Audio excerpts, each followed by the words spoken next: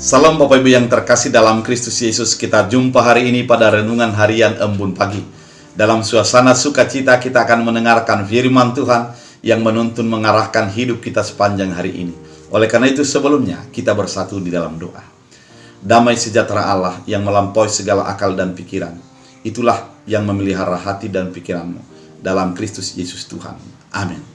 Saudara terkasih, firman Tuhan untuk kita dari Amsal 11 ayat 17. Dalam bahasa Batak Angkola dikatakan, marutung dohalak muda dengan rohana, tapi marugi do muda marroha najat iba. Dalam bahasa Indonesia, orang yang murah hati berbuat baik kepada diri sendiri, tetapi orang yang kejam menyiksa badannya sendiri. Demikian firman Tuhan.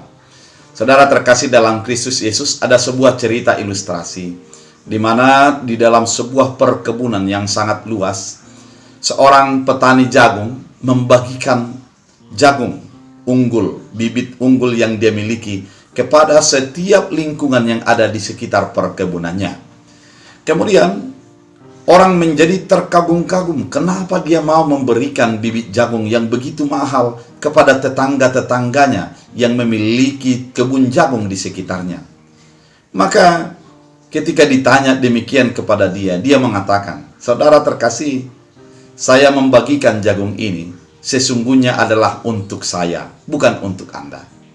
Ketika saya memberikan bibit jagung yang begitu bagus kepada Anda, maka hasil jagung yang akan saya tanam akan menjadi lebih baik hasilnya. Karena memang jagung yang saya miliki ini memiliki pembuahan secara silang, di mana serangga-serangga yang hinggap kepada jagung Anda akan singgap kepada jagung saya dan menghasilkan jagung yang lebih baik. Ketika bibit yang saya bagi itu bagus, maka hasil daripada perkebunan saya akan bagus. Dia memperlihatkan bahwa apa yang diperbuatnya itu ternyata bukan hanya untuk orang lain, namun untuk dirinya juga. Demikian juga perbuatan baik dalam kehidupan kita. Kita sering melihat bahwa orang mengeluh ketika berbuat baik. Dia mengatakan tidak ada gunanya berbuat baik karena orang lain akan tetap jahat kepada dia. Kenapa bisa demikian? Karena kita hanya melihat satu sisi dari pandangan kita. Kita menganggap ketika kita melakukan kebaikan, maka kebaikan yang kita lakukan itu kita harapkan dari orang itu kepada kita. Ternyata dalam kehidupan sebenarnya sebagai orang percaya bukan demikian adanya. Ketika kita melakukan kebaikan, kita pasti menerima kebaikan dan bukan hanya dari orang tersebut. Sehingga ketika kita melakukan kebaikan, Tuhan akan membukakan kebaikan-kebaikan lain yang akan diberikan ke dalam kehidupan kita. Tuhan akan membukakan pintu-pintu kebaikan dari siapa saja yang akan melakukan kebaikan bagi kehidupan kita. Saudara terkasih dalam Kristus Yesus, hal ini mau memperingatkan kepada kita.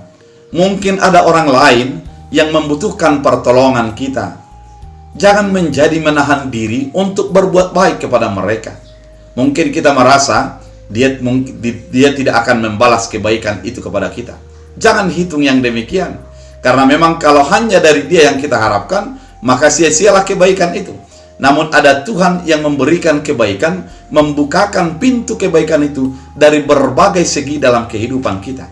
Sehingga ketika kita memberikan kebaikan, Tuhan membukakan kebaikan dari pintu yang lain dalam kehidupan kita.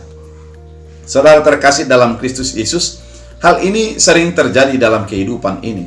Di mana ketika kita menolong orang lain, di satu sisi, maka orang lain juga menolong kita di hal yang kita tidak duga. Dan bukan hanya dari orang yang sudah pernah kita tolong tersebut. Oleh karena itu, kebaikan itu adalah berbuat kepada sendiri-sendiri. Tetapi orang yang kejam menyiksa badannya sendiri. Ketika kita melakukan ketidakbaikan, sesungguhnya suatu saat akan mendapatkan ataupun menuai ketidakbaikan dalam kehidupan kita. Kita akan menerimanya dalam kehidupan kita. Saudara terkasih dalam Kristus Yesus, firman ini mau mengarahkan kita untuk tetap berbuat baik. Jangan menjadi bosan untuk berbuat baik, karena memang kita pasti juga butuh kebaikan disalurkan bagi kehidupan kita. Bukan hanya untuk saat ini, hari depan juga pasti Tuhan akan membukakan kebaikan itu dalam kehidupan kita dengan cara dan dalam ketentuan Allah dan waktu Allah sesuai dengan kehendaknya. Oleh karena itu, saudara terkasih dalam Kristus Yesus, apa yang engkau tabur, apakah kebaikan ataupun akan menanam ataupun menabur sesuatu yang kejam dalam hidupmu? Tapi pilihlah kebaikan, karena engkau akan menuai kebaikan. Pilihlah kebaikan, karena engkau menabur kebaikan untuk dirimu dalam kehidupan yang engkau jalani. Oleh karena itu, saudara terkasih dalam Kristus Yesus, mari kita ingat sebagai orang percaya, ketika kita melakukan kebaikan, Tuhan membukakan kebaikan dengan cara Tuhan dalam kehidupan kita. Mari hidupi, mari imani, dan berbuatlah baik, karena berbuat baik adalah menanam kebaikan untuk hidupmu sendiri. Tuhan Yesus memberkati. Kita berdoa. Terima kasih Tuhan, pada firman Tuhan kali ini kami diingatkan, ketika manusia hidup di dalam individualisme, mementingkan diri sendiri, mementingkan keinginan dan hasrat sendiri. Namun Tuhan mengajari kami untuk hidup menjadi mementingkan kehendak dan kebaikan yang akan kami taburkan, sehingga kami menuai kebaikan.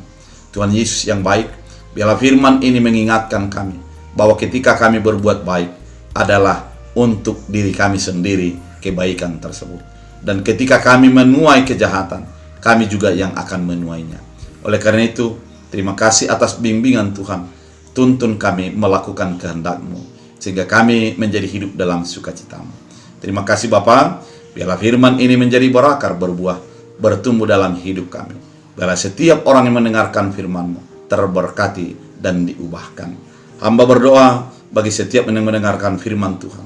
Yang sakit Engkau sembuhkan, yang lemah Engkau kuatkan, yang meminta kepada Tuhan Engkau berikan kasih karunia-Mu.